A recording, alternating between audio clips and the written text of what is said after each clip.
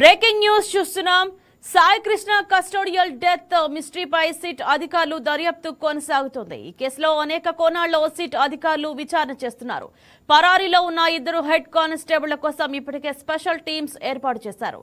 ఈ ప్రత్యేక బృందాలు హైదరాబాద్, బెంగళూరు వెళ్లనున్నాయి. ఇప్పటికే హెడ్ కానిస్టేబుల్ అశోక్, నాని ఇళ్లకు వెళ్లి సిట్ అధికారులు నోటీసులు ఇచ్చారు. అయితే సిఐ నాగరాజ్ కు సన్నిహితుడైన సురేష్ ఆచూకీ కోసం పోలీసులు వేటాడుతున్నారు. సాయికృష్ణ అదృశ్యం గురించి ఈ ముగ్గురికి పూర్తిగా తెలుసునని సిట్ భావిస్తోంది. అయితే పరారీలో ఉన్న కానిస్టేబుళ్లు తమ కుటుంబ సభ్యులతో వాట్సాప్ కాల్స్ మాట్లాడుతున్నట్లు సిట్ అధికారులు అనుమానిస్తున్నారు.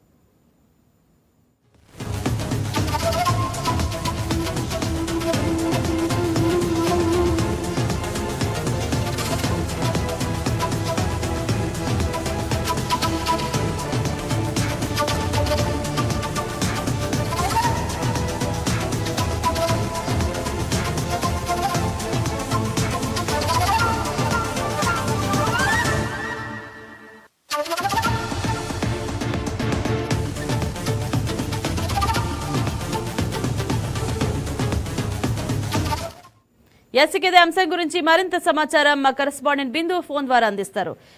బిందు, గుడ్ మార్నింగ్. చెప్పండి, Sai Krishna custodial death case దర్యాప్తు ప్రస్తుతం ఏ దశలో ఉంది?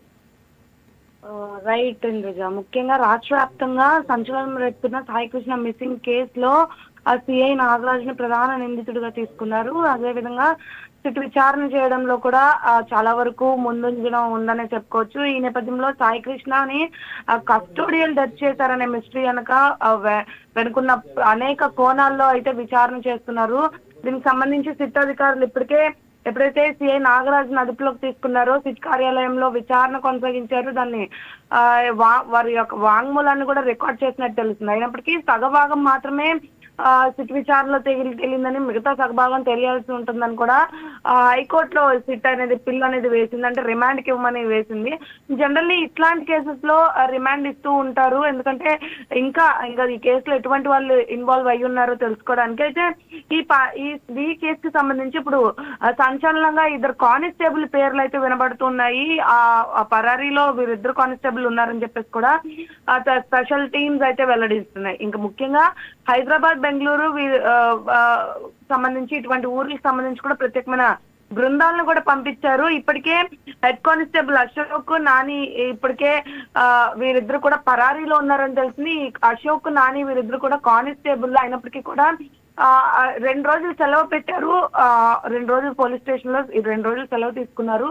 ఈ కేసు ఎప్పుడైతే బయటకు వచ్చింది, సిఐ నాగరాజు ప్రధాన నిందితుడిగా ఎవరైతే వారి తల్లి ఆరోపణ చేశారో అప్పటి నుండి వీరు అప్పటి నుండి స్టేషన్ కి రాలేదు, అజ్ఞాతంలోకి వెళ్ళిపోయారని కూడా పలు ఆరోపణలు వినిపిస్తున్నాయి. అయితే ఇప్పటికే వీళ్ళిద్దరికి నోటీసులు జారీ చేశారు సిట్ అధికారులు. ఇంకా నాగరాజుకి సన్నిహితుడైన సురేష్ కూడా ఆచూకీ దొరకడం లేదా, ఆచూకీ కూడా తనిఖీలు చేస్తూ ఉన్నారు. అయితే సాయికృష్ణ అదృష్టం గురించి వీరి ముగ్గురికే పూర్తిగా తెలిసి ఉండొచ్చని, వీరి ముగ్గురికి ఖచ్చితంగా వీరి ముగ్గురు దగ్గర సాక్ష్యాలు ఉన్నాయని కూడా సిట్ భావిస్తుంది.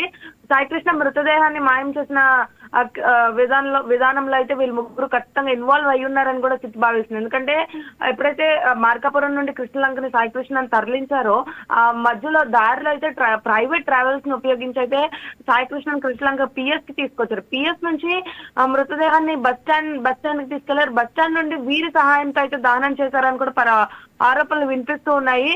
ఖచ్చితంగా సిఐ నాగరాజ్ అయితే నోరు వెప్పిన పరిస్థితి కనిపిస్తుంది. అయినప్పటికీ ఈ ఇద్దరు కానిస్టేబుల్ మీద అయితే పూర్తిగా అనుమానం ఉందని చెప్తున్నారు. ఈ నాని అనే కానిస్టేబుల్ గతంలో గన్నవరంలో కూడా ఇట్లాంటి దందాలు చేసేవాడని, ఆ తర్వాత పటమట పోలీస్ స్టేషన్ కి ట్రాన్స్ఫర్ చేసినప్పటికీ కూడా అతను ఇట్లాంటి దందాలు చేయడం, ఇట్లాంటి ఆరోపణలు ఎదుర్కొంటూ ఉండడం బీఆర్ కి పంపించారు. ఇటీవలే కృష్ణలంక పిఎస్ అయితే ఇతను వచ్చిన నేపథ్యం కనిపిస్తుంది.